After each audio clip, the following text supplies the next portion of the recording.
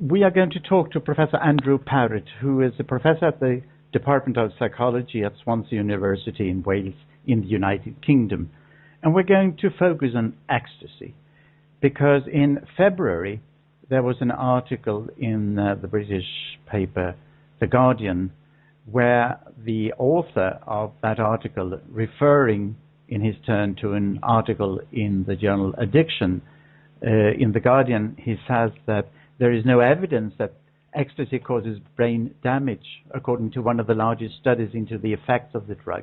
Too many previous studies made overarching conclusions from insufficient data, say the scientists responsible for the research, and the drug's dangers have been greatly exaggerated, unquote.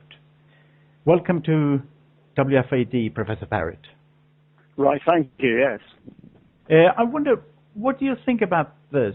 Obviously, quite a few young people are using ecstasy, and there are some contradictory messages, as far as we have understood, about the dangers of using it. And now, in this article in The Guardian, the author says that there is no evidence that ecstasy causes brain damage. Could you elaborate on that, and, of course, more specifically on the study that was published in Addiction? Well, we've been studying ecstasy users for many years here, and we found lots of evidence for deficits. We found memory problems with them about 15 years ago, and that's now been replicated by about 50 studies worldwide. We also found problems with psychiatric symptoms, again about 10 years ago, and we're just one of many groups which have found that ecstasy users do have problems such as raised levels of depression and other problems. So there's extensive evidence that ecstasy users do have problems. There are also several neuroimaging studies where people look at the brain function of ecstasy users, and again, many of those have found significant serotonin loss. This is loss of the serotonin transporters in the higher regions of the brain.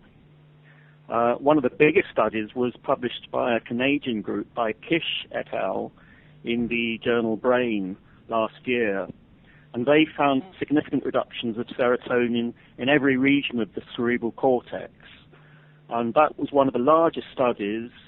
They had 49 ecstasy users, 50 controls, and they controlled for nearly every confound they could address, including the use of other drugs. And they showed that there were lots of deficits in different regions of the brain in the ecstasy users compared to well-matched controls. So I certainly disagree with the Halpern conclusion that there isn't much evidence for serotonergic neurotoxicity. In fact, there is quite an extensive body of research showing those sorts of problems. So could you just maybe tell us a little bit about the research done by Professor Halpern that you disagree with? On exactly what do you disagree on? Well, Halpern has conducted a very interesting study. And again, it's quite a big study. But if you look carefully at the paper, you realize that, in fact, they have found a fair number of deficits. So I was quite surprised to read the newspaper reports claiming that there weren't deficits, in that when I read the actual paper, it seemed quite evident that there were problems. I think the first comment I'd like to make is that Halpern have tested some very light users of ecstasy. They haven't used a great number of tablets lifetime. And if you look at their attendance at raves, their attendance at raves is far more frequent than their use of ecstasy. So in fact, most of the times they're visiting raves, they're not on drug. So they seem to be quite careful in their use of ecstasy. Their lifetime use isn't high. Their use of other drugs is minimal. And overall, they do seem to be quite careful selection of people. And if you look at the way they've selected them, they tested about 1,500 people and only ended up with about 100 people in their study. So they seem to have selected out many potential applicants who were probably heavier, more intensive users of the drug, who certainly used it with other substances. So they seem to have selected quite a careful subgroup of users. But then when you look at the performance on the cognitive tests. These cover things like memory and thinking. Several of their tests show deficits. So despite having some fairly careful ecstasy users who really haven't used much of a drug in their lifetime, they're still finding cognitive deficits. They're finding these on memory tests, and on tests of sort of higher thinking. There's a grooved pegboard test, which they also show deficits in. So there are various subtle deficits which are apparent in these really quite light users of ecstasy. So my reading of the study is really quite opposite. I think that it is showing cognitive problems in young, very light users of the drug. So my conclusion is rather different from that in Halpin. Halpin had also looked at a dosage effect, and they compared moderate users with heavy users. And again, on a couple of the measures, they found that the ecstasy users were more impaired if they'd taken more of the drug. So again, this is consistent with other findings showing that things like depression are higher in heavier users. This was confirmed by Halpin, and they also had a strategic cognitive test, and again that was more impaired in the heavier users, as was the pegboard test with the non-dominant hand. And all these suggest that as they take more drug, you're going to get more cognitive problems. And I stress again, the quite light users of the drug. So it suggests that if they were to test even heavier users, they might well reveal more deficits or stronger deficits. So the statement in The Guardian that there is no evidence that ecstasy causes brain damage, you would regard that as a misinterpretation then of what is actually said in the study, or? Well, one of the odd things is my desk is full of papers showing deficits. Every year there are dozens, if not hundreds, of papers showing deficits in ecstasy users. My question to The Guardian is, why don't they summarize the findings from those dozens, hundreds of studies which all show deficits,